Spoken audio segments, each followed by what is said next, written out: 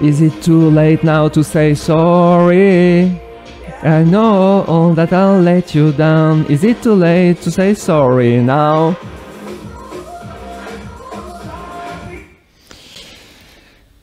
Est-ce que c'est trop tard? Is it too late? Je vais répondre à la question de Touche à Tout, qui m'a laissé un message hier sur ma chaîne. Je vous lis le message et puis je vais vous répondre. Je vais te répondre à toi, Touche à Tout, mais je vais répondre à tous ceux qui sont dans la même situation et je pense qu'ils sont nombreux. Voilà. Alors, bonjour, je découvre votre chaîne et vos vidéos qui ont l'air pas mal du tout. Je vais commencer l'investissement locatif l'année prochaine. C'est important, j'insiste sur les éléments. Donc l'année prochaine, il commence l'investissement locatif. Et je découvre et je me forme actuellement en bourse. Le problème, c'est que je vais sur mes 42 ans. Croyez-vous que l'on peut atteindre la liberté financière avec revenu passif en commençant ses investissements si tard? Alors merci de cette question et je pense que ma réponse ne va pas te faire rêver. Je vais être très réaliste en fait, très pratique. Je vais te donner mon point de vue. Ce n'est encore une fois que mon point de vue. Mon but n'est pas de te décourager ou de décourager tous ceux qui sont dans la même situation, c'est-à-dire ceux qui commencent bien, très tard, c'est-à-dire 40, 42, voire plus tard encore. Je vais partir du principe, je vais faire quelques hypothèses qui ne sont pas forcément celles de ta situation, mais je vais partir de l'hypothèse que tu as les poches vides, c'est-à-dire que tu démarres aujourd'hui avec 0 ou presque. 0 ou presque, ça veut dire entre 0 et 100 000 euros. Voilà. Je vais donner quelques chiffres pour que ce soit assez, un peu plus parlant. Donc si vous avez entre 0 et 100 000 euros et que vous découvrez, vous vous réveillez à 42 ans et vous vous dites ça y est, je veux atteindre la liberté financière, je veux être libre financièrement, c'est-à-dire vivre de mes revenus passifs et ne plus avoir à travailler, est-ce que je peux le démarrer? Est-ce que je peux démarrer à 42 ans? Est-ce que ce projet a un sens? Alors je dirais en première vue, non, ça n'a pas de sens. Et je vais expliquer pourquoi. Et je vais prendre mon exemple. Et encore une fois, ce n'est que mon exemple, mais c'est quand même un exemple assez classique de personnes qui atteignent leur liberté financière. Alors, combien de temps ça prend? Parce qu'il faut un planning, hein. C'est pas on claque des doigts le lundi et on est le mardi ou le mercredi, on est libre financièrement. Ça fonctionne pas comme ça. Ça prend combien de temps? Ça prend minimum. On peut toujours gagner au loto, hein, mais je parle vraiment d'une construction assez classique, c'est-à-dire une construction réfléchie, reproductible. J'aime bien ce mot reproductible, c'est-à-dire on fait des choses et puis on atteint la liberté financière à partir de combien de temps? À partir de 10 à 15 ans. Voilà. Moi, ça m'a pris 10 ans, 10, 12 ans à peu près. Donc j'ai démarré à 23 ans. J'ai construit, et j'avais ce projet, il faut savoir que c'est pas quelque chose qui tombe du ciel. J'avais ce projet. Ce projet, il est né tout de suite en fait. Dès que j'ai mis les pieds dans une entreprise. Pourtant, je veux dire, moi j'aime. Voilà, je suis pas un paresseux. Hein, j'aime bien travailler. Mais c'est vrai que le monde de l'entreprise, c'est-à-dire se lever le lundi matin. Je pense que vous êtes nombreux à faire cette expérience encore, puisque la plupart d'entre vous, vous n'avez pas atteint cette liberté financière et vous ne l'avez pas exercée, parce qu'il y a le fait de l'atteindre et puis il y a le fait de vraiment la mettre en pratique. C'est-à-dire de se lever le lundi matin et d'aller travailler. Pour moi, dans un bureau, c'est juste un sentiment absolument horrible dont j'ai cherché ardemment à me défaire. Et je dois dire que j'avais une motivation extrêmement forte. Parce que pour moi, il était vraiment clair et net qu'il ne pouvait y avoir aucun épanouissement. Alors je parle pour moi, hein, aucun épanouissement dans le cadre d'une entreprise. D'aller au bureau, d'aller faire un travail, quel qu'il soit. Ça peut être même aller travailler chez Facebook, où vous voulez. Le fait de devoir se lever chaque matin pour aller travailler avec des heures fixes, et un boss qui vous pose la question, même gentiment, est-ce que tu as fini ton travail? Pourquoi tu n'as pas fini? Quand est-ce que tu vas finir? Rien que d'avoir ces questions qui reviennent, c'est horrible. Bon, je pense que vous êtes convaincus de ça. Donc j'ai eu cette motivation et ça m'a pris 10 ans pour le faire. C'est-à-dire 23, parce que 23 c'est le début du travail, donc c'est à la fin des études, 18 le bac, 5 ans d'études, on arrive à 23, 23 début du travail, 23, 33, 10 ans, 33 ans, libre financièrement. Alors, en général, on continue un petit chouïa, etc. Donc, j'ai continué un petit peu plus, mais c'était juste pour mettre du beurre dans les épinards.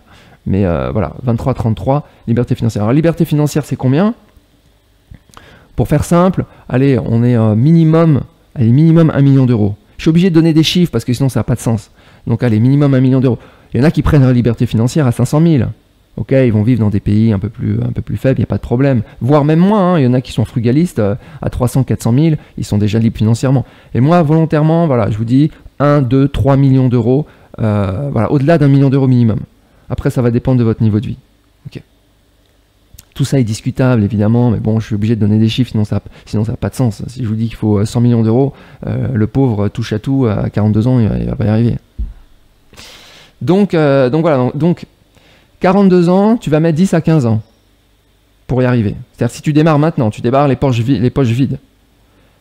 42 plus 15. Parce que 10 ans, c'est short. Hein. 10 ans, c'est vraiment court. 10 ans, c'est vraiment du succès en succès. Aucune erreur, aucune dépression, aucun divorce, aucun chômage, aucun machin, rien. C'est vraiment, tu traces ta route en mode TGV, quand un train à grande vitesse. Hein. 10 ans, c'est train à grande vitesse.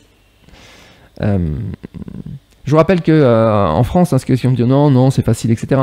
Je vous rappelle qu'un patrimoine de 1,3 ou 1,4 million d'euros, c'est 1% des gens les plus riches. Donc si vous voulez être dans 1% des gens les plus riches, c'est déjà 1,5 million.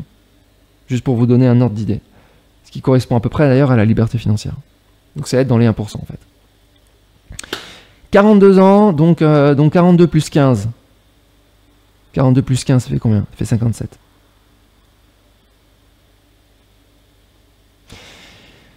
« 57 ans, qu'est-ce que je peux dire à 57 ans? 57 ans, c'est-à-dire que tu seras libre financièrement à 57 ans. Si tu démarres maintenant. Bah, 57 ans, allez, j'arrondis à 60. L'âge de la retraite, c'est 62. Donc tu seras libre financièrement au moment de partir à la retraite. J'exagère un peu, mais c'est ça qui t'attend. Faut bien percevoir une chose, vous savez, c'est que d'ailleurs, j'entends très peu de gens en parler. Hein. C'est qu'il y a un temps, vous savez, il y a un temps. Il y a un planning. Ok? Il y a un programme pour chacun de nous. On a les poches vides. Ensuite, on remplit nos poches. On est libre financièrement. On vit sous les cocotiers. Et puis on meurt. Non mais il faut dire, la retraite et la mort. Hein. Ah, je ne vais pas en faire rêver. Hein. Non mais, je veux dire, si c'est pour arriver libre financièrement à 70 ans, ben, ça n'a pas de sens. La liberté financière, c'est justement pouvoir soit faire ce qu'on veut, mais soit voilà, ne plus travailler, mais à un âge, on oublie de finir cette phrase, mais à un âge réduit. Il y en a qui parlent de 35 ans, il y en a qui parlent de 40 ans, ça se situe autour dans ces eaux-là. Ça ne se situe pas à 60 ans ou à 70 ans, parce que ce n'est pas les meilleures années. Hein. À cet âge-là, on est en retraite. En retraite. Donc 42 ans, si tu démarres, bah, malheureusement, va falloir mettre les bouchées doubles. Hein. Parce que même si c'est pour arriver libre financièrement à 57 ans, bon, bah, tu vas jouir de cette liberté financière peut-être pendant 3-4 ans, et puis ensuite c'est la retraite. Quand bien même tu y arriverais.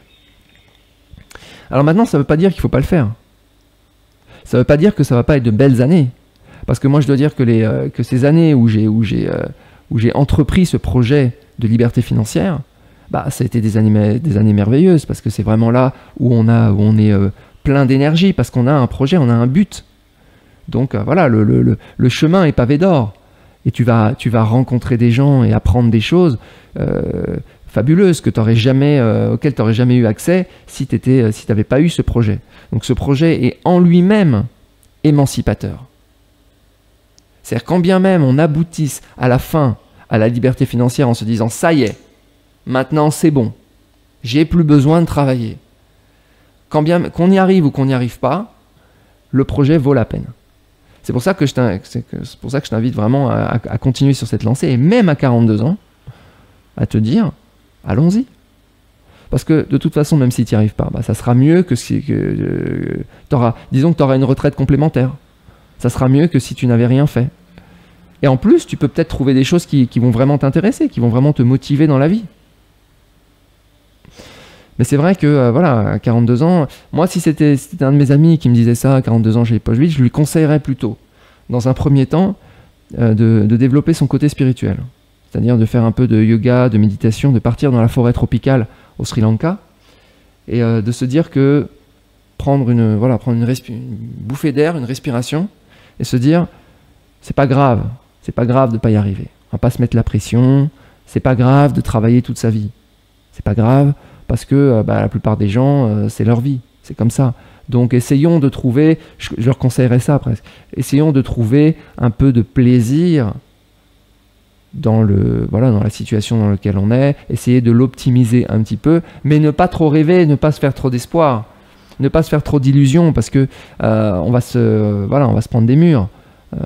42 ans, voilà, malheureusement, c'est déjà, si tu veux, normalement, voilà, t'as perdu 20 ans. Il faudrait même d'ailleurs te poser la question, pour trouver cette énergie, pour déclencher ce projet de liberté financière, il faudrait même te poser la question, pourquoi en fait t'as pas eu ce projet avant? Pourquoi t'as pas eu ce projet il y a 20 ans? Moi j'ai des amis en fait, moi j'ai démarré ce projet vraiment à 23 ans.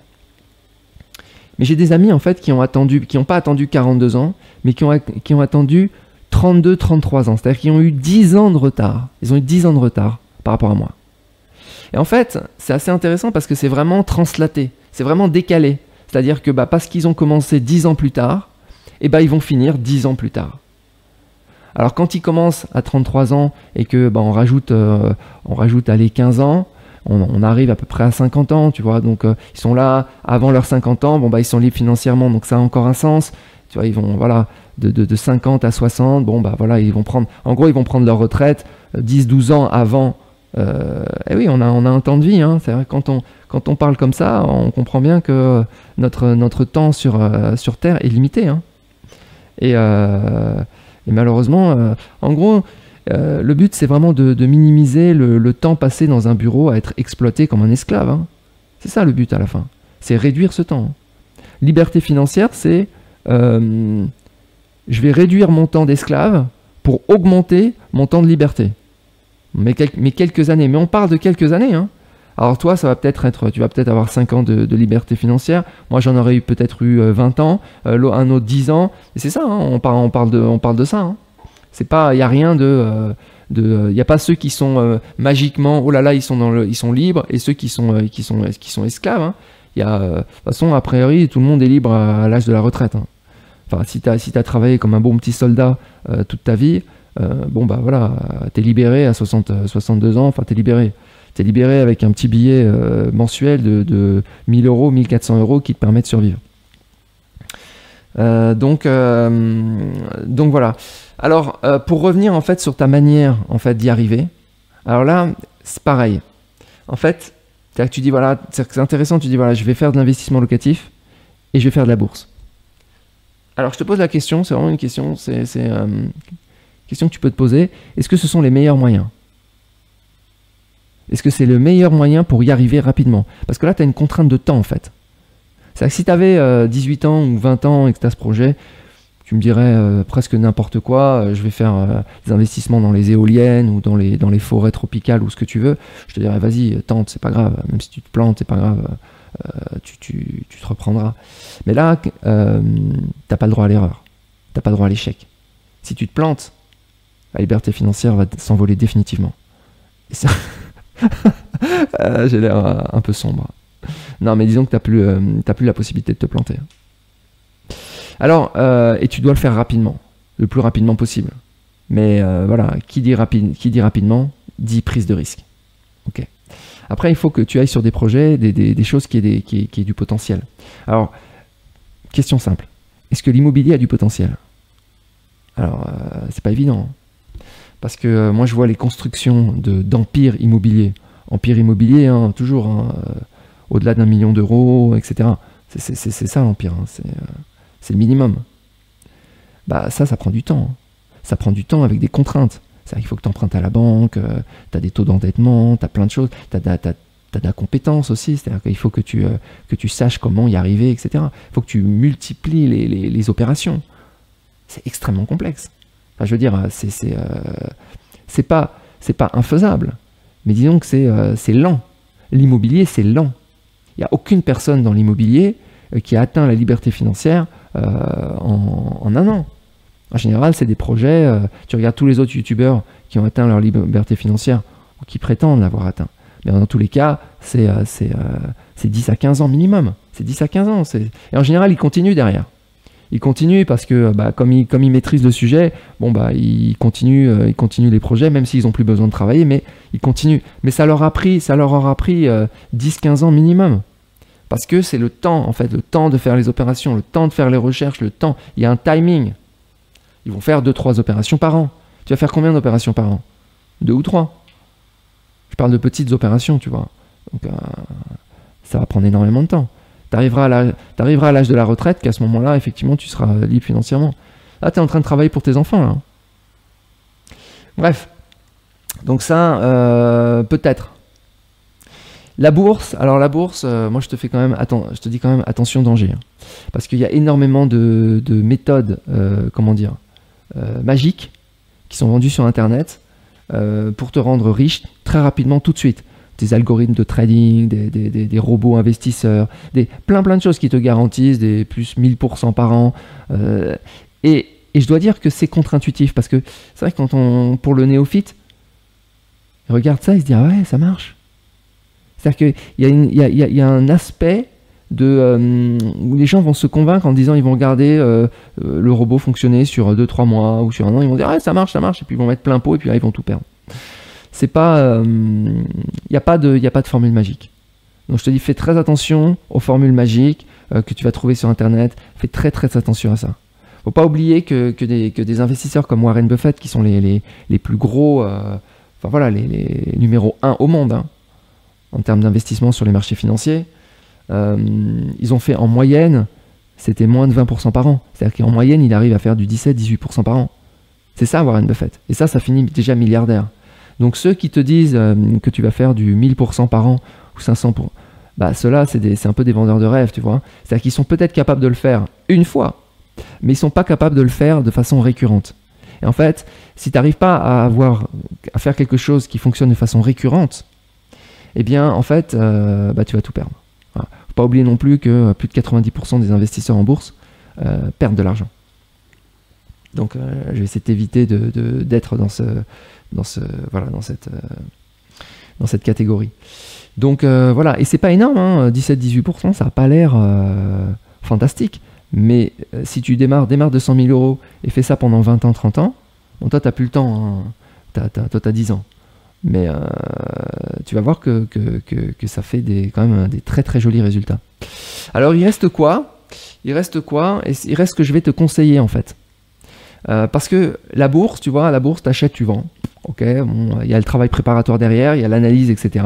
Mais il ne faut pas se faire d'illusions. Hein. Je veux dire, les meilleurs, ils font 17-18% par an. Okay. L'immobilier, pas de faire d'illusions, c'est trop lent. C'est trop lent, c'est pas trop scalable, ça prend trop de temps. Donc qu'est-ce qui reste? Moi, je te conseille en fait d'aller regarder plutôt du côté du travail. Mais attention, hein, je ne te parle pas du travail salarié classique. Je te parle vraiment des activités dans lesquelles tu vas pouvoir travailler plus que ce que tu aurais travaillé dans un travail salarié. Moi, par exemple, j'ai fait la rencontre des business sur Internet. Des business online. Et c'est vrai que là, on a la possibilité, ou même dans le domaine du social media, hein, c'est-à-dire vraiment de regarder du côté de la vente en ligne, de regarder ça peut être la vente de formation, la vente de produits, le dropshipping, n'importe quoi, tu vois, vente sur Internet, tout ce qui est scalable sur Internet, tout ce qui peut être multiplié à grande échelle, en fait, sur Internet, et tout ce qui peut, en fait, qui est soumis à ta force de travail et à ta créativité. Parce que la bourse n'est pas soumise à ta créativité. Mais Internet, c'est soumis à ta créativité et soumis à ton travail. Plus tu travailles, plus tu fais d'efforts et plus tu vas avoir de résultats. Donc, je te conseille de regarder là-dessus. Si tu as déjà des compétences, si tu as déjà des produits, si tu as déjà quelque chose, je te conseille de tester, d'aller vers ça. D'aller vers, ça peut être un site web, ça peut être un blog, ça peut être absolument, vraiment, aujourd'hui, vraiment, les business sur Internet, c'est vraiment ce qui explose. Et tu pourrais avoir de grosses surprises, tu vois, là-dessus. Alors, je sais que ça paraît aussi, là aussi, c'est un peu le plus contre-intuitif parce qu'on se dit, par où commencer? C'est pas comme la bourse, on achète, on vend. C'est pas comme l'immobilier où pareil, on achète, on vend. Là, c'est pas qu'on achète, c'est qu'on doit créer, on doit construire quelque chose. Donc, réfléchis à un projet de construction. Après, rien ne t'empêche de tout faire en parallèle, tu vois. Tu peux faire de la bourse si tu veux, tu peux faire de l'immobilier à côté, mais te fais pas d'illusions. Moi, j'ai peur, si tu veux, que tu m'envoies dans 10 ans, tu m'envoies un message, j'ai 52 ans, je souhaite atteindre la liberté financière, comment est-ce que je peux faire? Ça, je veux éviter ce message. Là, tu vois, c'est un peu comme si je t'envoyais un message du futur. Donc, regarde les autres opportunités et celles pour lesquelles tu peux fournir un effort, fournir un travail, fournir de la créativité, parce que là, tu vas pouvoir produire quelque chose. Essaye de trouver quelque chose dans le domaine de la production et quelque chose qui soit scalable. Scalable, il faut comprendre, c'est qu'il puisse exploser, c'est-à-dire que tu puisses vendre 100 ou que tu puisses vendre 1 million, tu vois. Donc moi je te conseillerais plutôt de trouver, de regarder quelque chose dans ce domaine. Voilà les amis, si vous voulez proposer quelque chose à touche à tout, si vous avez des idées, n'hésitez pas à répondre en commentaire à cette vidéo ou bien en commentaire de touche à tout sur ma précédente vidéo. Et puis si vous n'êtes pas d'accord, si vous avez d'autres idées pour atteindre la liberté financière ou d'autres remarques par rapport à ce que j'ai dit, elles sont les bienvenues. N'hésitez pas, vous mettez en commentaire. Je vous souhaite une excellente journée et je vous dis à bientôt.